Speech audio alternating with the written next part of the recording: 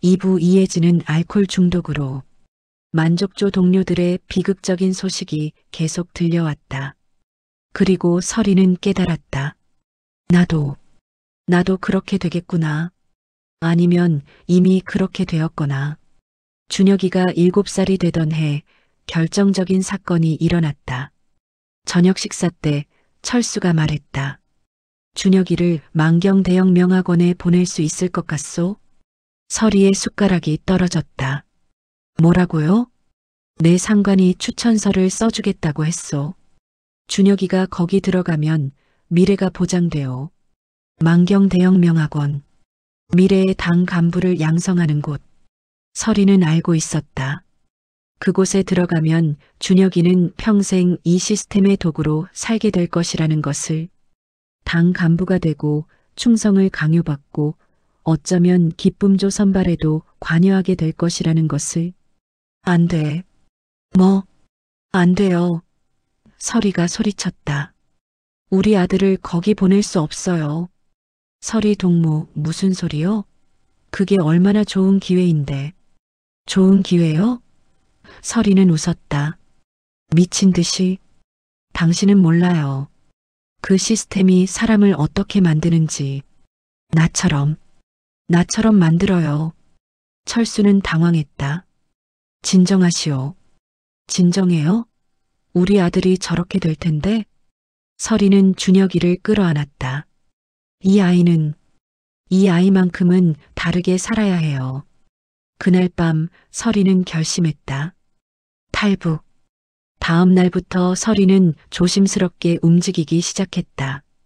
첫 번째, 정보 수집. 설이는 장마당에 나가기 시작했다. 거기서 탈북 브로커들에 대한 소문을 들었다. 중국으로 넘어가는 루트가 있대요. 돈만 있으면 갈 수 있대요.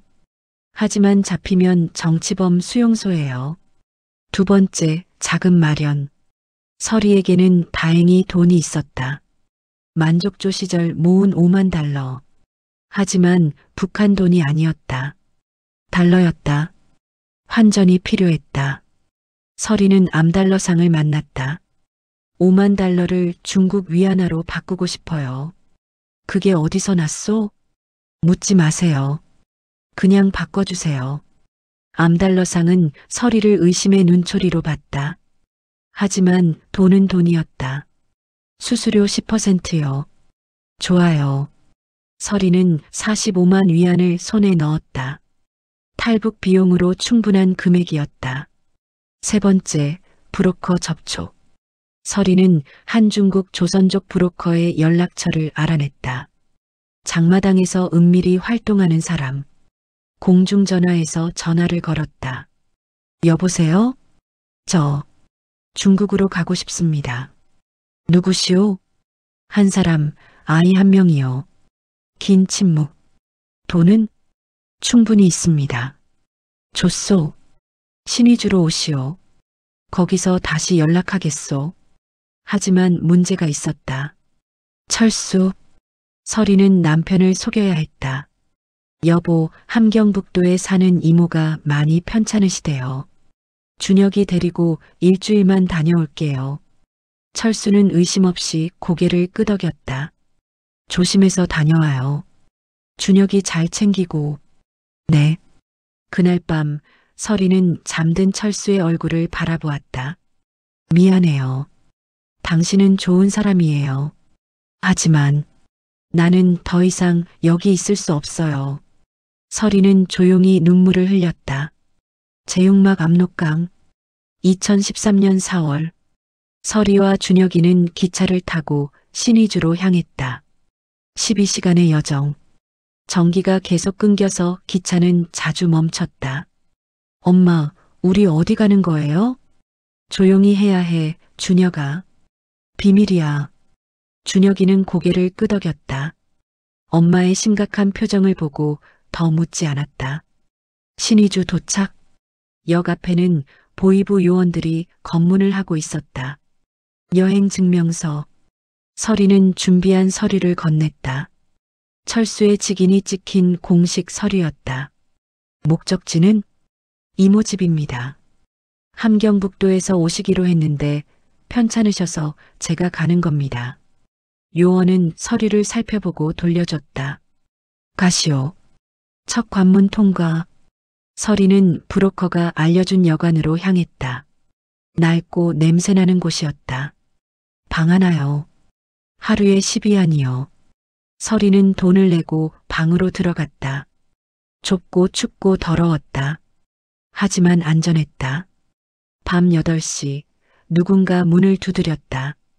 리설의 동무시오? 서리는 조심스럽게 문을 열었다. 40대 여성이 서 있었다. 저는 최순자요. 당신을 인도할 사람이요. 순자는 방으로 들어와 직접적으로 말했다. 오늘 밤 11시에 출발하오. 압록강을 건널 거요. 준비됐소? 네. 아이는? 준혁이 7살이에요. 순자는 준혁이를 보며 한숨을 쉬었다. 어린데 물을 무서워하지는 않소? 괜찮을 거예요. 좋소. 이걸 입으시오. 순자는 검은 옷을 건넸다. 이제부터 눈에 띄면 안 돼요. 밤 10시 30분. 서리와 준혁이는 순자를 따라 여관을 빠져나왔다. 달이 없는 밤이었다. 다행이었다. 골목길을 통해 강변으로 향했다. 여기서부터는 소리내면 안 돼요. 압록강이 보였다. 검은 물이 흐르고 있었다. 저기 철조망이 있소. 끊어진 곳으로 기어가야 하오. 순자는 능숙하게 철조망 틈을 찾았다. 이제부터 빨리 움직여야 하오.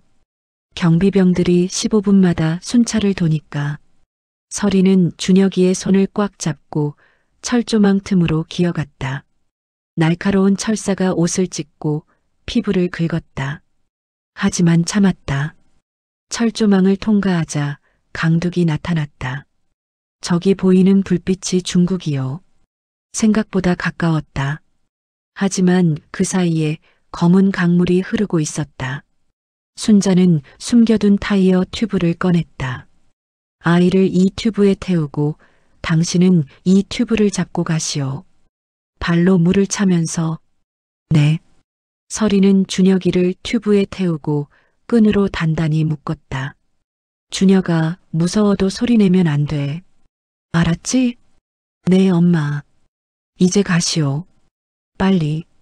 서리는 깊은 숨을 들이쉬고 물속으로 들어갔다. 차가웠다. 4월의 압록강은 여전히 얼음처럼 차가웠다. 서리는 신음을 삼키고 발로 물을 차기 시작했다. 10m, 20m. 물살은 생각보다 강했다. 계속 하류로 밀려났다. 조금만.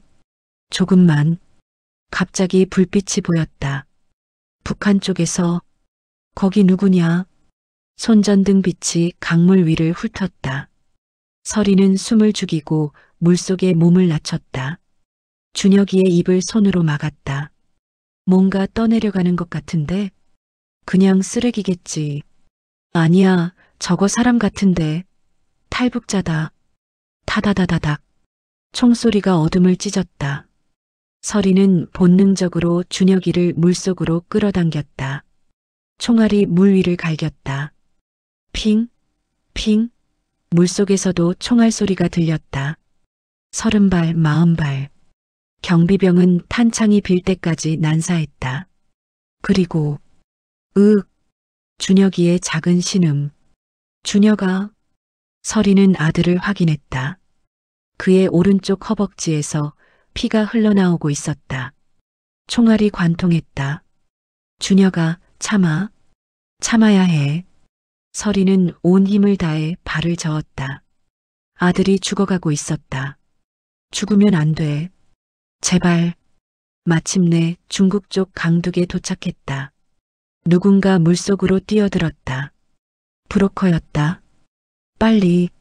서리와 준혁이는 강둑으로 끌려 올라왔다.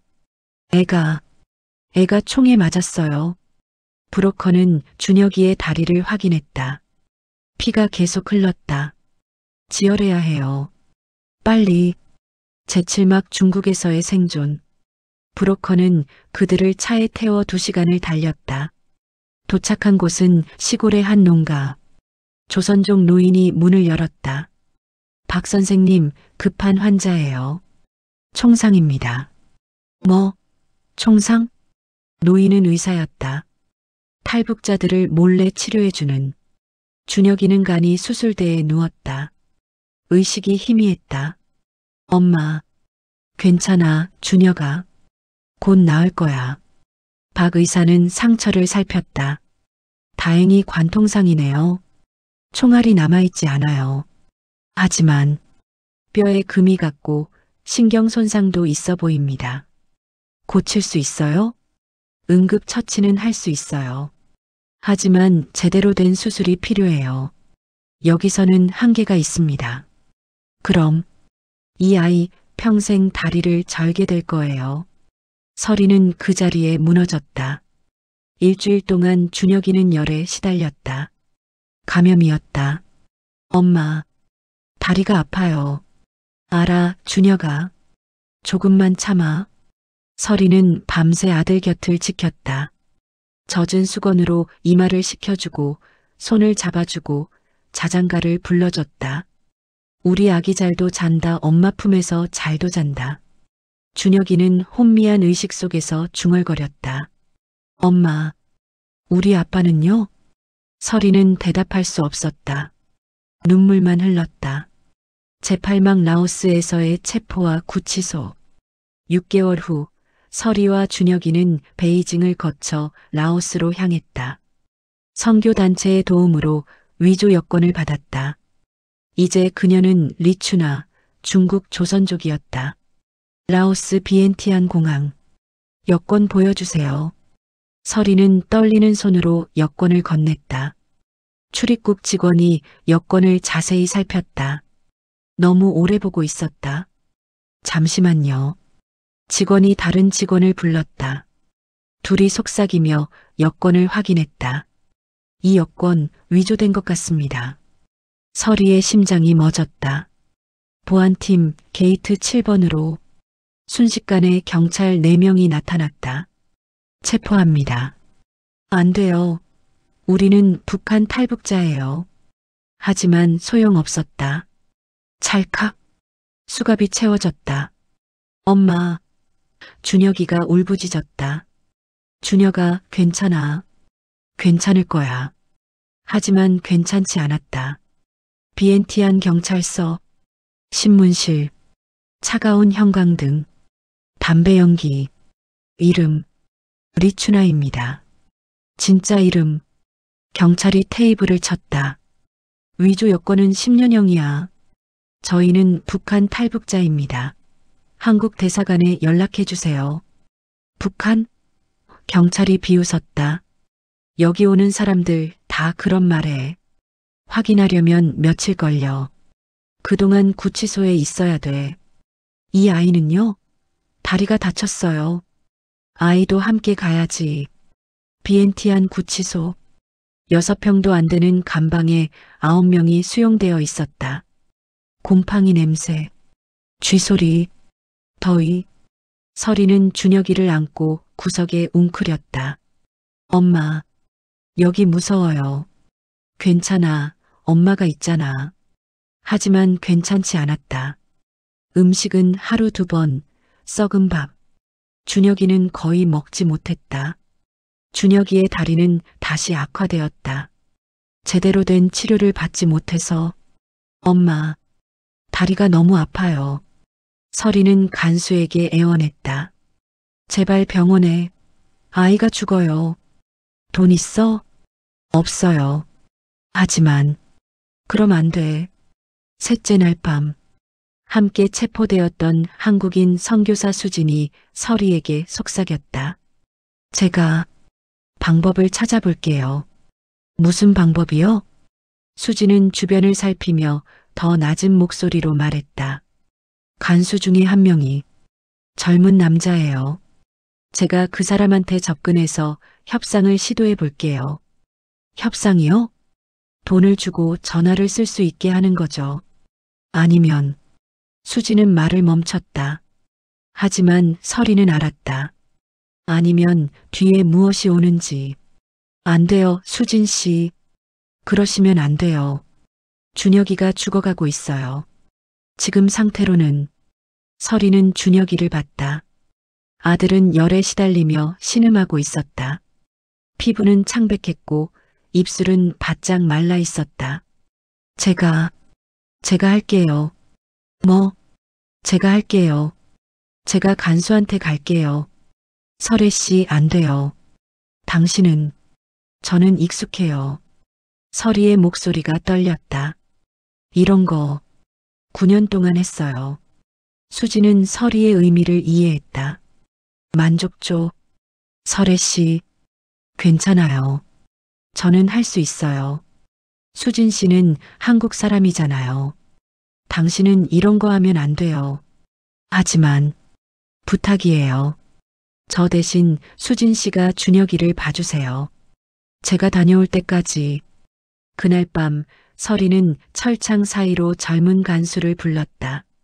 저기요. 간수가 돌아봤다. 25살쯤 되어 보이는 남자였다. 뭐야? 잠깐. 이야기 좀 할 수 있을까요? 간수는 의심스러운 눈으로 다가왔다.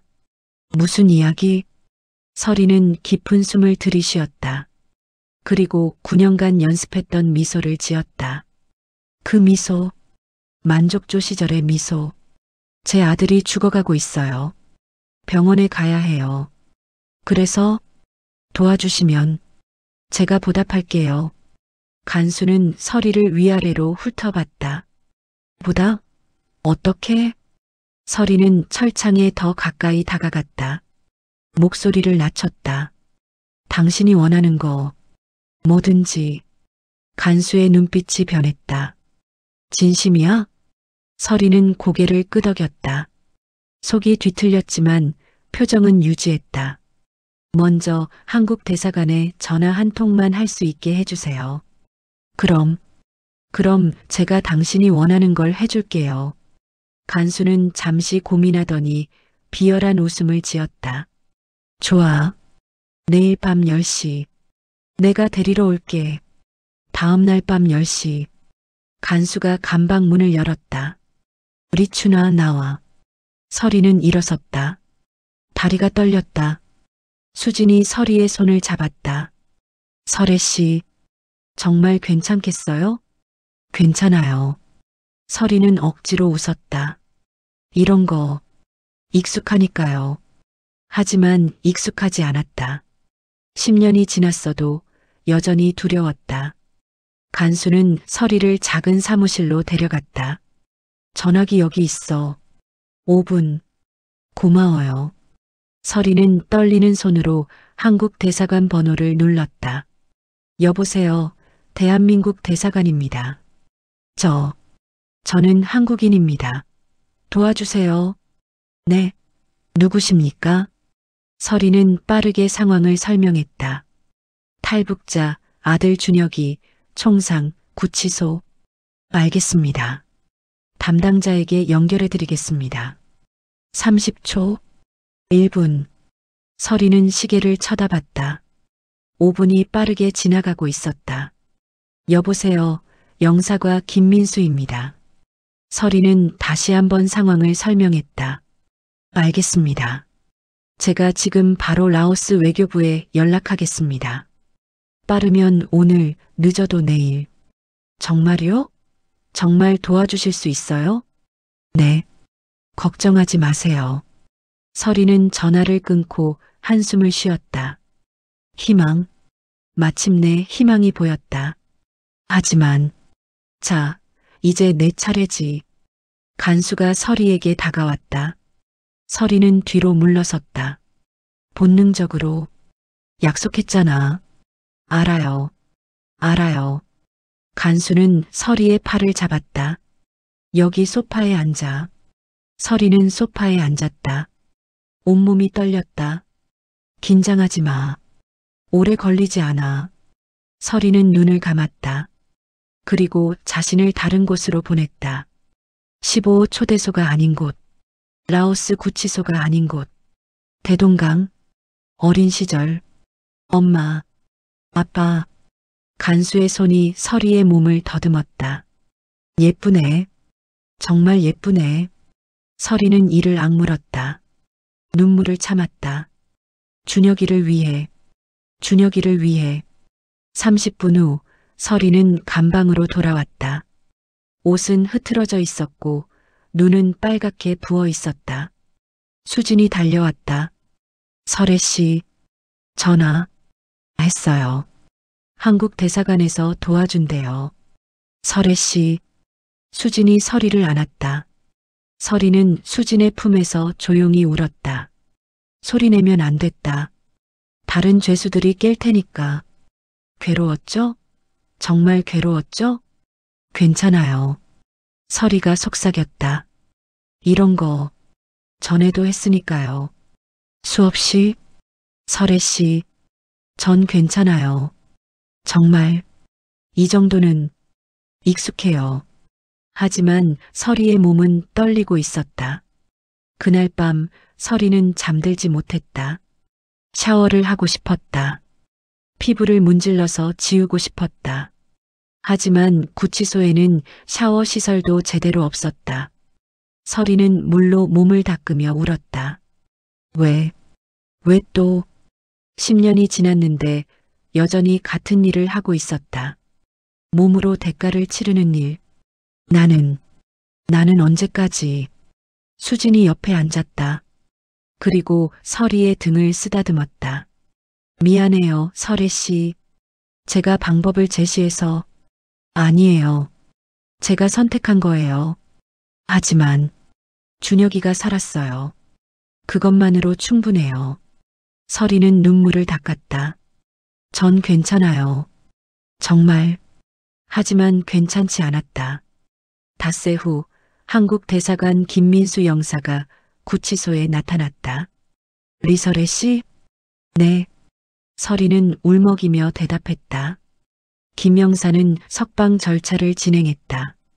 라오스 경찰과 협상하고 비용을 지불하고 일주일 후 서리와 준혁이, 수지는 마침내 석방되었다. 자유예요. 우리 자유예요. 공항으로 가는 차 안에서 수진이 서리에게 말했다. 설혜 씨, 정말 고마워요. 당신이 아니었으면. 괜찮아요. 괜찮지 않아요. 당신이 큰 희생을 했어요. 서리는 창밖을 바라봤다. 그 정도는 제게 아무것도 아니에요. 9년 동안 그보다 더한 것도 했으니까요. 설혜 씨, 정말 괜찮아요. 준혁이가 살았잖아요. 서리는 뒷좌석에 준혁이를 봤다. 아들은 피곤해 지쳐 자고 있었다. 제 아들이 살았어요. 그것만으로 충분해요. 이후 한국에 도착해서도 서리는 그날 밤의 일을 떠올리며 악몽에 시달렸다. 상담사에게 말했다. 한국에 와서도 똑같은 일을 했어요. 몸을 팔았어요. 생존을 위해서였어요. 하지만 저는 선택했어요. 제가 할게요 라고 말했어요. 아들을 살리기 위해서였죠. 그래요. 하지만 그게 저를 더 괴롭혀요. 제가 익숙하다고 생각했다는 게 마치 제 정체성인 것처럼. 상담사는 서리의 손을 잡았다. 당신은 어머니였어요. 아들을 지킨 거예요. 그것이 당신의 정체성이에요. 다른 것이 아니라. 서리는 울었다. 하지만 그 상처는 오래 남았다. 평생 남았다. 다음 날 수지는 간수실에서 한국 대사관에 전화했다. 여보세요. 대한민국 대사관입니다. 도와주세요. 저희 지금 비엔티안 구치소에 있어요. 상황을 설명해 주세요. 수지는 빠르게 설명했다.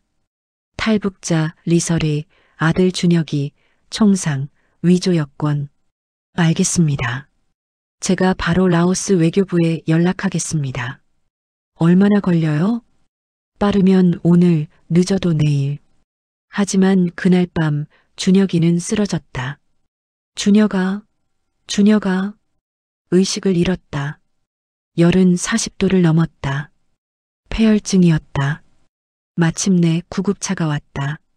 준혁이는 응급실로 실려갔다. 폐혈증입니다. 바로 항생제 투여해야 해요. 빨리요. 하지만 비용이. 나중에 낼게요. 한국 대사관에서 낼 거예요. 제발. 의사는 망설이다 치료를 시작했다. 닷새 후 한국 대사관 김민수 영사가 구치소에 나타났다.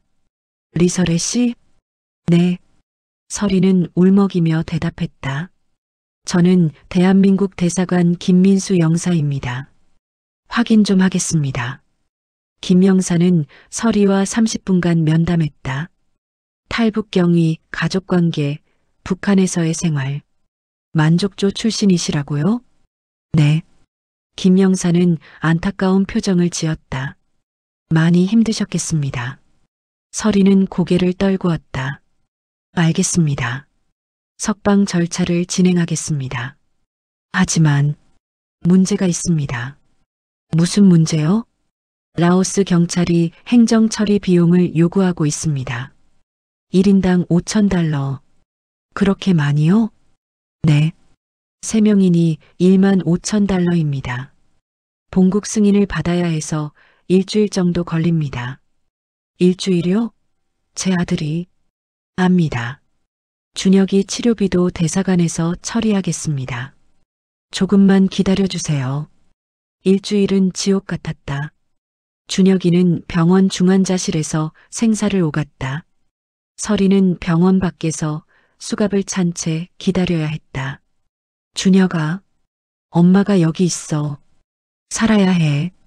제발. 6째 날 준혁이는 눈을 떴다. 엄마. 준혁아. 설이는 유리창 너머로 아들을 봤다. 괜찮아? 많이 아파? 다리가 이상해요. 의사가 설명했다. 감염이 심해서 근육과 신경이 많이 손상되었어요. 앞으로 재활 치료가 필요합니다. 하지만 완전히 회복되기는 어려울 거예요. 설이는 또다시 무너졌다. 7째 날 드디어 석방 허가가 떨어졌다. 리설이, 김수진, 김준혁. 석방합니다. 수갑이 풀렸다. 자유예요. 우리 자유예요. 하지만 완전한 자유는 아니었다. 아직 한국에 가야 했다. 제구막 인천공항 자유의 땅. 2014년 11월. 대한민국 인천공항. 비행기가 착륙했다. 설이는 창밖을 내다보았다. 깨끗한 공항, 반짝이는 불빛, 질서정연한 사람들. 여기가 대한민국. 준혁이는 휠체어에 앉아 있었다. 라오스에서의 긴 투병으로 더 악화되어서 입국장, 대한민국에 온 것을 환영합니다. 통일부 직원이 웃으며 말했다. 설이는 그 말을 듣는 순간 무릎이 꺾였다. 2년. 탈북을 결심한 지 2년. 압록강을 건넌 지 1년 반. 중국, 라오스를 거쳐 마침내 설이는 그 자리에 주저앉아 울음을 터뜨렸다. 준혁이도 울었다. 수진도 울었다. 기쁨인지 슬픔인지 안도감인지 죄책감인지 알 수 없는 눈물이었다. 공항의 사람들이 그들을 쳐다봤다. 어떤 이는 동정의 눈빛으로, 어떤 이는 무관심하게. 엄마, 우리 진짜 한국이에요? 응, 준혁아. 우리 집이야. 이제 우리 집이야. 다음 3화에 계속됩니다.